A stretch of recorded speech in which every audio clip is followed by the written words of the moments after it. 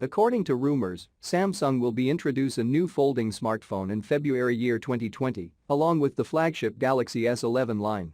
This upcoming foldable smartphone will be known as the Galaxy Fold 2.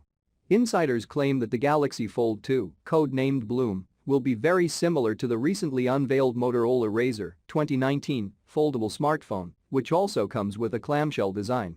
In addition to the large flexible display inside, it will have another additional external screen. According to sources, the external display will be made in the shape of a circle, not a rounded rectangle. As per the report, the cover display will primarily be used by the smartphone just to show notifications, along with some other basic information, such as battery info while charging. A few months ago, it was reported that the next-generation Galaxy Fold 2 smartphone will come with 256 GB of internal storage, half of the 512 GB storage in the current generation model. It is said that the phone will have a cheaper price tag to increase adoptability and affordability of foldable smartphones in the market for users. Thanks for watching. Please subscribe, share and comment for more upcoming technology news. Thank you for watching. Please do support my channel.